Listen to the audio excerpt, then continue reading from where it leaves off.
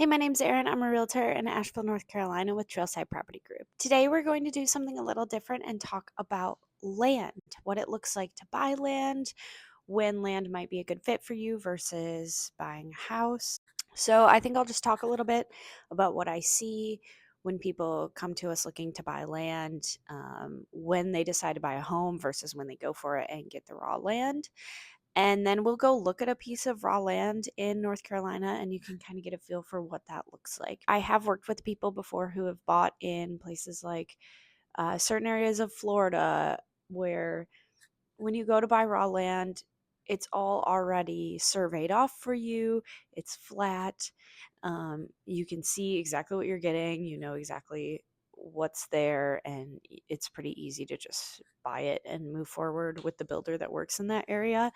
And it's quite a bit different where we live. So let's talk about it. My career actually kind of got started with raw land sales because I was willing to go drive to these plots of land that were listed for very low price points and show people the land. And a lot of realtors might be averse to that because at the end of the day, if a plot of land is listed for $10,000 or $20,000, I'm barely making any money. In some cases, I'm losing money. But when I was a new realtor, I wanted to meet clients. I wanted to learn, and I was just excited to take every opportunity I could get. So I would drive out to these plots of land. I would help people figure out what they were looking at. And honestly, a lot of times those sales would start out at a $10,000 plot of land and it would turn into a home sale because the land wasn't right for that client. And I learned a ton along the way. So I want to share some of that with you today.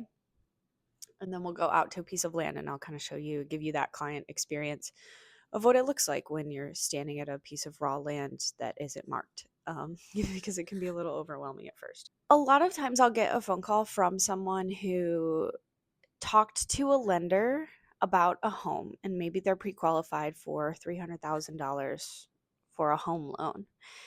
And when you look at that number, it can be really daunting when you're just looking at that total sum that will be due at the end of the 30-year note. $300,000 is a ton of money. And then they start searching the web and looking in the neighborhoods that they're interested in, and they might find a plot of land for $50,000 available. And it makes sense that your mind would go to a place of, oh, well, if I'm qualified for $300,000, then I can get a loan for $50,000 on this piece of land and then maybe sit on it for a little bit until I'm ready to get a construction loan and build on the property. So it makes sense that if a lender tells you, oh, you're qualified for $300,000 and you see a cheaper plot of land with great photos online, then you might say, hey, let's go look at this land. I'm interested in creating my vision instead of buying something that's already available. There are a couple of issues here. One, a home loan, say you're getting a conventional loan, is not the same as a land loan. Land loans are harder to find, less lenders are doing them, and the interest rates are often higher, the down payment is often higher, and the note is often shorter. So it might be a 10 or 15-year loan instead of a 30-year loan. So when you do all that math, sometimes your monthly payment is pretty similar on the house versus the land. That's something to keep in mind if you are considering looking at both land and homes and then figuring out which one works for you based on what you find. You should talk to a land lender and a home lender, or a lender who does both, so you can get an idea of what both of those mortgages would look like for you. When you're talking about a loan on land, you also have to think, what are you doing with that land and what are those expenses? And they add up quickly, especially in Western North Carolina, where land is really hard to find that's flat and ready to go. Do you have the time to wait for a build is a really important question when deciding land versus a home. So if you're like locked in on a really great rent and you have that for a few years, maybe you know a builder and you're getting a really great deal and they're willing to work in the area that you're finding land. Sounds like a great situation for you and you should definitely consider building. But if you're purchasing a place because you need a place to live, the idea that you're going to pay rent, potentially pay on a land loan if you don't buy the land in cash, and then probably have a new construction loan or a hard money lender that you have to make payments to. That's a lot of money. And I really encourage you to do the math if you have a really high interest on a hard money loan and you're paying double rent for a year and, these things start to stack up, is it worth it for you? And maybe it is. And some people it is. I'm like, I don't want to discourage anyone from taking the path that they choose, but I'm just trying to be realistic about what normally happens when somebody calls me and wants to look at land, and then 6 months later I'm handing them the keys to their new home because they decided that was the right route for them. So, that's another consideration. Time. People don't want to wait. Hiring the right people is also a huge factor. You don't want to just hire the first builder that you call. Maybe that's who you end up with, but it's really important to talk to multiple people and figure out their method, especially if you don't live in the area currently and you can't check in on that build every day. You really need to hire somebody that you trust, that you know is doing what you want. Even the best builder in the world might send out a subcontractor to do a job and they install a door that you didn't want, or they just go with the builder grade cabinets, and you walk into your house one day and you realize, like, oh, I was gone for a week and now there's a whole kitchen that I did not want in my house.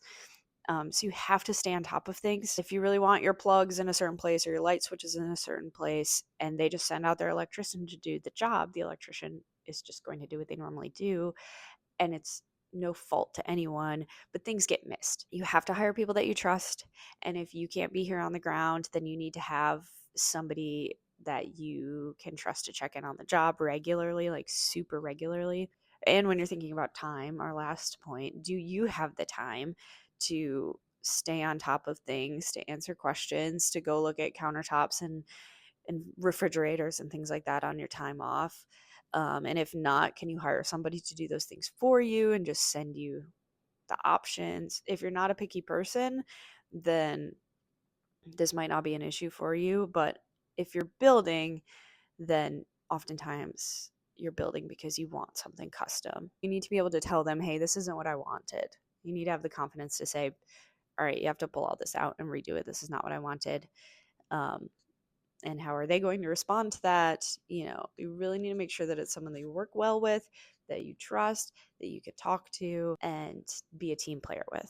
The developability of a raw piece of land is also a sticking point for a lot of people. Like I mentioned earlier, oftentimes the less expensive land is not developable at the current stage that it's at. So you can spend hundreds of thousands of dollars on some of these pieces of land, building roads, building a flat area, cutting down trees, bringing in dirt. It's a it's a lot. We live in the mountains, and so people own sides of mountains and they're trying to sell them. And that doesn't mean, just because it's listed on Zillow does not mean that it's buildable. It doesn't mean that it can have a septic tank. It doesn't mean that it's livable. That can take a lot of time and energy getting the land prepared to be built on. And when you're talking about getting loans, that might not be part of your construction loan. $100,000 road might not be in the budget. So when you have a piece of land under contract, making sure you're doing all the due diligence you possibly can to secure that that piece of property is buildable. I've had builders say to me, I can build on anything as long as you have the wallet for it. And that doesn't work for everybody. There has to be a cutoff point of like, hey, okay, a $100,000 road is not in my budget. This is not buildable for me.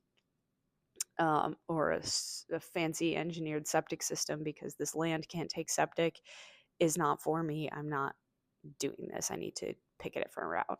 Let's go over a few reasons why land might be the perfect solution for you. One group of people that I find land works really well for is folks who have a really specific area they want to live in, and the houses just aren't cutting it for them. So, say you have a neighborhood in mind that is just your dream, and houses just aren't opening up, but there is raw land, then that's a perfect opportunity for you to get into the neighborhood. You don't have to build right away, and secure your spot there for the future. Another group of people who do really well with land are those who are just picky. It's okay to be picky and know what you want. And if you want to build a custom home in the mountains, Let's find you some land and find you the right builder for that. Another group of people who often buy land are those who are looking to sort of live off grid or build a mini farm. If you're interested in an alternative lifestyle and it isn't something that is easily found just on the market that people have already built and done, then land is oftentimes the way to go. When buying land in Western North Carolina, oftentimes you will see the listing and it'll just say 0000 Main Street or 999 Main Street because the land hasn't been assigned an address yet. You drive out to that road and you can't find where the piece of land is at all. There's no indication. Maybe there's a sign, but oftentimes there isn't one. What do you do? How do you find the land? I just want to show you, this is our website, and today we're going to drive out to one of our listings, which is High Top Mountain. So here's just an idea of if you were surfing the web looking for land and you found this piece of land, High Top Mountain Road, 16.7 acres with long range views. We have this called Land ID, which is it's an interactive platform that will show you 3D maps of the property. Not everyone has this feature, but this is a way for us to show our clients what you're actually looking at. So you can see it's a pretty steep slope here. There's a road that comes up to the property. I'll show you when we get out there. And there is definitely potential to build and then have a lot of privacy with your additional acreage. So say you just found this online. Here are the images we're working with. So you can see that there are some cleared sections and some wooded sections, and you're interested in going to look at it. But the address is literally just High Top Mountain Road. So what do? You have to find the PIN number. Here's the property. I've pulled it up on the GIS website. High Top Mountain Road. We have a PIN number here. You can navigate to the property using the PIN number. But if you didn't have these programs and you were just trying to drive by this piece of land, you'd get stuck because you'd drive out here. This is just a dirt road, and some of them are vacant lots. Some of them, the house sits way back on the lot, so you can't see the house, and you're just driving down the street, and you're like, how am I supposed to find 99999 High Top Mountain Road? An app like LandGlide can help. Sometimes these county maps are helpful, but, once you get out there, it looks a lot different than it does on your computer. So we will drive out there, and I will show you what the property looks like in person.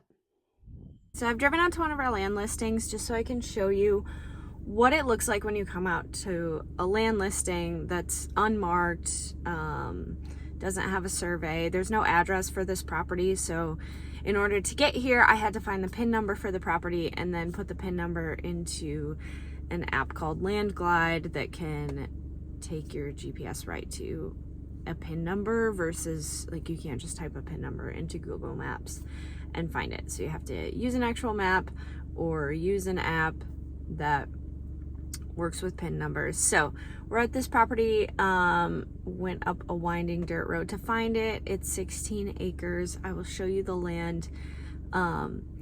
Sometimes you'll get out to a property and it will be surveyed off, so there might be little flags around showing you where the surveyor marked the property lines. That's pretty rare. Surveys can be expensive, and so for a seller to get one done right before listing is kind of rare. They have to have the money to do that and the desire to do it, because a buyer will probably go ahead and do it. So there isn't always much benefit to the seller there to help a buyer out by getting a survey. So I'll show you the property, and then keep in mind that this is 16 acres. So if you are coming out to a property like this and you have a vision in mind, be prepared to walk. And you can't always. A lot of times they're really overgrown. They're full of trees or plants or whatever, and you just can't get through it. You can get an idea. I've had clients bring drones out and fly them over a property so they can see what they're looking at. This is how it is when you're buying raw land, and sometimes you have to bring your team out.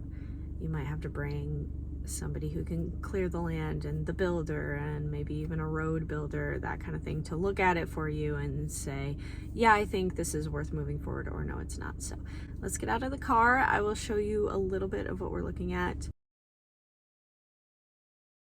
We had to drive up this road pretty far to find the property. This property has some mountain views surrounding it in the winter, especially when there aren't leaves on the trees, but you might have to do some clearing to really open up that mountain view. And this is the property. 16 acres. So if you were coming out to buy this, you'd want to get your feet dirty and get out there and explore, and bring someone who knows what they're doing, or if you know what you're doing as far as building roads and clearing an area for a home or two, figuring out where the home site should be. So there you go. I just came down the mountain from looking at that piece of land, and I was just thinking that I wanted to add, I do love to tell clients that if you find a piece of land and you are considering writing an offer and you aren't quite sure what you can put on that land and you have an idea, one of the first things you can do that's really easy is just look around at the land nearby and see what people have built and see if it fits what you're looking for. So a lot of these steeper properties might only have custom built homes around them because that's what you have to do to make the land work. And if you're someone who wants to put a manufactured home on the property, for example, the reason there might not be any, regardless of like HOA rules and things like that, but the land is so difficult to create a buildable area that it doesn't financially make sense to put a manufactured home on there. So that's just a tip that you can use when you're driving around and looking at land and thinking, hey, I wonder if that plot of land would work for what I want to do. I hope this video was helpful.